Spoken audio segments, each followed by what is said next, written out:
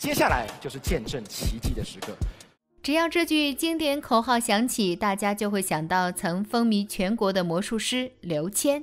自从2009年在央视春晚首次亮相，刘谦迅速成名，一度成为国内魔术的代言人。可短短5年间，刘谦就背上辱华罪名，又因在春晚上口无遮拦被封杀，朝夕间从巅峰落入低谷，迅速沉寂。春晚成名后，他都经历了什么？这里是咸鱼记，本期视频我们就来聊聊现实版哈利波特刘谦。1976年，刘谦出生在台湾高雄。7岁时，他偶然间在百货公司看到了魔术表演，就此与魔术结缘。在别的小朋友疯玩疯闹的时候，刘谦认真钻研着魔术书中的各种技巧。8岁就登台表演了第一个魔术节目，把铅笔从嘴巴吃进去，从脑袋后面拿出来。12岁那年，刘谦参加了青少年魔术大奖赛，同龄的小魔术师们都有老师陪伴，还精心准备了各色道具。而刘谦的魔术只在几张纸上进行，显得格外单薄。看到一个个准备充分的竞争者，他认定自己拿不到奖，沮丧地回到后台收拾行装。可是公布冠军得主时，评委大卫·科波菲尔用不太流利的中文叫出了刘谦的名字。看着手中的奖杯，刘谦很快忘了被妈妈悉数收走的5万新台币奖金，倒是反复回味着偶像大卫·科波菲尔的肯定。从那时起，他坚信努力会得到回报。不过家境平平的刘谦从未想过要成为职业魔术师。上大学时，他选了日语专业，学习成绩表现平平，却因会变魔术得到了不少机会，还在张惠妹的 MV 中表演了大变活人。凭借这个作品，刘谦拿到了当年世界魔术大会最佳创意奖。因此当他大学毕业求职屡屡失败的时候，魔术成了他排解焦虑的良药。终于一个大胆的想法浮现在脑海，既然这么热爱魔术，为什么不做职业魔术师呢？他给自己定下半年之约，如果一事无成就继续找工作。决定走上街头表演的前一晚，刘谦坐在客厅彻夜难眠，即将面对的一切都充满未知。他想到自己其实手很笨，有时候为了练好一个动作，重复几千遍都不算多。想到自己是高度近视，表演时必须要戴着那副笨重的眼镜。无数个自我否定的想法冒出来又压下去，在忐忑不安中，刘谦走向了人生的挑战台。彼时魔术师在各行各业中的地位并不高，刘谦也不想被别人认为是江湖卖艺人，于是他做了个人网站，定制昂贵西服，去国外参加比赛，为履历增色。除了街头表演，接演出的定价是普通魔术师的10多倍，并且只接最高级的客户。他的一系列包装引发了其他魔术师的争相模仿。可当别人都穿着体面时，刘谦又穿着短裤和拖鞋去跟客户开会，他就是要不一样。2002至2008年间，刘谦的知名度飞快攀升，受邀至30多个国际魔术大会，担任演出嘉宾以及讲座讲师。与此同时，何晃杰注意到了这颗冉冉升起的新星。何晃杰不仅是资深电视节目制片人，还是个狂热的魔术爱好者。他邀请刘谦去魔术类节目《魔星高照》担任嘉宾，带刘谦正式走入观众视野。节目中，何晃杰和当时被称为广州魔术小霸王的杨杰做搭档，走上街头和路人随机互动。参与过程中，刘谦练就了好口才，为日后的展翅高飞打下了基础。2008年10月，刘谦接到了央视春晚的演出邀请。在他之前，魔术师秦明晓、傅延东都曾上过央视春晚，而傅延东更是尤为擅长大型魔术。但这些并不是刘谦要做的，因为他对自己的要求永远是和别人不一样。2009年，刘谦第一次登上春晚舞台，在全国观众面前表演近景魔术，魔手神采。当晚天王周杰伦的表演也只有4分钟，春晚新人刘谦却能独占8分30秒。观众看着橡皮筋、硬币、玻璃杯、戒指、鸡蛋等平平无奇的东西，在刘谦的指尖仿佛拥有了魔法。他的近距离表演颠覆了观众对魔术固有的印象，也改变了自己的人生轨迹。在 CCTV 面对面的采访中，刘谦坦言，人生最重要的阶段是从春晚舞台开始的。他的魔术始于百货商店，成就于街头表演，走红于央视春晚。何晃杰曾透露，在他上春晚前，很少接到电视台的邀请，就是那几家固定合作电视台的节目录制。现在我一天能接到20-30个电话，有要采访的，还有要录制专题的。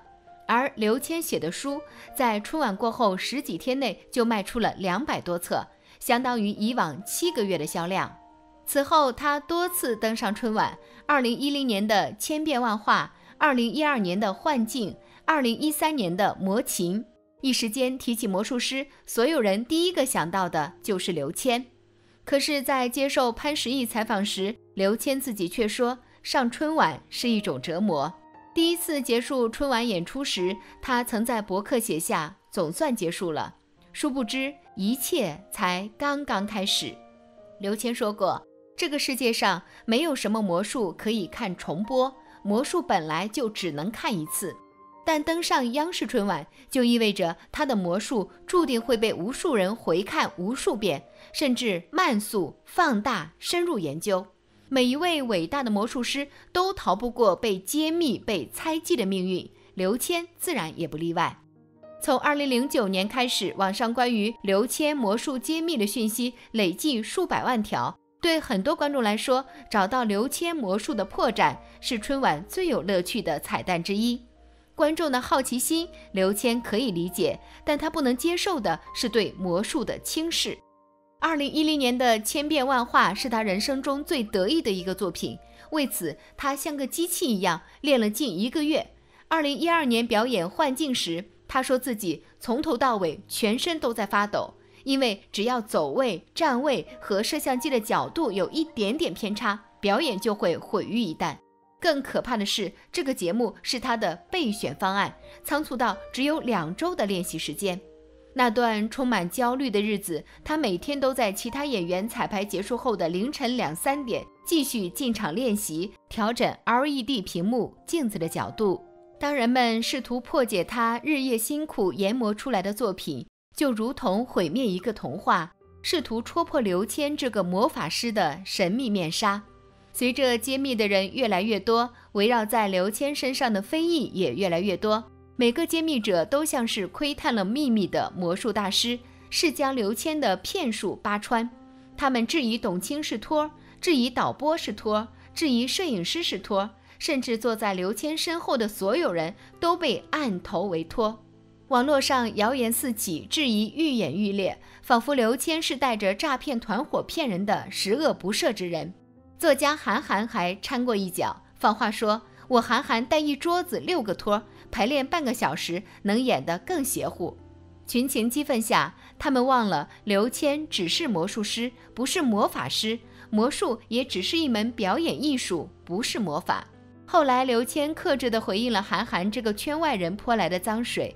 韩寒大师，我个人非常乐于接受专业性的批评，而非专业的批评，我虽然也可以一笑置之，但是却不能接受它出自您的口。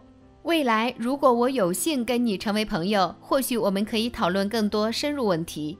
只是韩寒删除博文后，刘谦的声明也很快淹没在其他质疑声中。此时网络上已经开始盛传他整容、娘娘腔、抄袭国外魔术师表演等等负面新闻。在国内遭受抹黑的这一年，刘谦拿到了 IMS 国际魔术师协会颁发的梅林奖，成为首位获得该奖项的华人魔术师。可他没有收到一句道歉，成就刘谦的春晚也狠狠地伤害了他。2011年，国际魔术联盟为刘谦特设了一枚奖项，表彰他为亚洲魔术所做的贡献。这个10年才颁发一次的奖项，足以证明刘谦在魔术表演界的分量。领奖时，他感慨地说：“我们是艺术家，理应被尊重。”可同年，几张日本演出时的照片让他深陷跪拜日本天皇的假新闻。刘谦本以为这种夸张的谣传没有人会相信，但几天后，网络上铺天盖地的谩骂，让他不得不出面辟谣。所谓向日本天皇下跪，其实是在日本综艺节目中，按照习俗跪坐在榻榻米上，身边的人也并非天皇，而是穿着天皇戏服的嘉宾。然而声明发了，无人在意，告赢了10几家造谣媒体，无人买账。他终于明白，当谣言扩散到一定程度，就没人会在意事实究竟是什么。2013年，刘谦又不小心犯错了。在王力宏和李云迪盛传同性恋绯闻的时候，刘谦在春晚舞台上大声回答对自己耳语的李云迪：“找力宏，我还没找董卿呢。”这句调侃彼此搭档的玩笑话被认为是恶性抹黑。事件发酵后，就连央视都出面澄清，并未设计过这样的台词和桥段。可刘谦表示，台上的表演都是在双方同意的情况下才说的。他的经纪人更是爆出大瓜，称找力宏这句台词是李云迪提出来的，为了让魔术舞台更具话题性。一时间，婆说婆有理，公说公有理，观众不知道谁在说谎。唯一肯定的就是刘谦被央视春晚封杀6年，直到2019年，刘谦才重回春晚。经历过星途陨落、多年来收入甚微的挫折，刘谦的状态大不如前。表演节目模糊后，也没有等来鲜花和掌声，反而收到了网上流传的穿帮视频和找脱的诟病。刘谦再次发声，无奈到用全家的性命发誓，坚称不存在找脱的事情，同时表示穿帮视频是有心人的造假抹黑，直言大家可以批评我的人格，但是请不要质疑我的业务能力，并且他再次澄清了2013年跪拜天皇的谣言，戏称节目中还有另一幕是我坐着，天皇跪着，那我应该算是扬我国威吧。其实真正了解他的人都知道，模糊的创意是他与另一位奥地利魔术大师沃尔夫冈·莫泽一起完成的，拿到过2015年意大利 FISM 银奖。莫泽在表演开场时都会介绍说，这是人类历史上有文件记载以来最古老的魔术之一，有近2000年的历史。而观众在品尝到酒时，莫泽会让观众说一声哈利路亚，表示对古典魔术的敬意。反观刘谦的演出，不仅饱受穿帮的污蔑，还没人相信他发布的声明。后来刘谦被问及，如果可以选择修正自己人生中的某段时间，会选哪一段？他毫不犹豫地选择那段我最红的时候。那段时间里，名利的加速累积不过是冰山露出的一角，海平面之下是常人无法承受的污蔑和谣言。为了不再被重伤，刘谦离开了闪耀的聚光灯，他结了婚，有了儿子，搬到北京居住，组建了工作室，终于能喘口气，不用再做不想做的事情。他在工作室的书架上摆上演出用的道具高跟鞋，花高价定制却没有穿过的皮鞋，收藏的来自法国魔术师的神秘钟等等。在不怎么演出的时间里，他就像正常上班一样，在这里构思新的表演。沉淀同时，他重新找回了表演魔术的热情，在油管、B 站和真正喜爱魔术、喜爱自己的粉丝互动教学。2021年江苏卫视的春晚上，刘谦惊喜出现。这一次，刘谦身边的搭档不再是央视主持人董卿，而是一个6、7岁的男孩。他半蹲在孩子身边，用袋子里的鸡蛋孵出一只小鸡送给孩子。当摄像机镜头拉近，聚焦到刘谦的双手，他的掌心看起来柔软而干燥，这跟他上央视春晚时截然不同。那时他几乎每次都会紧张到满手是汗。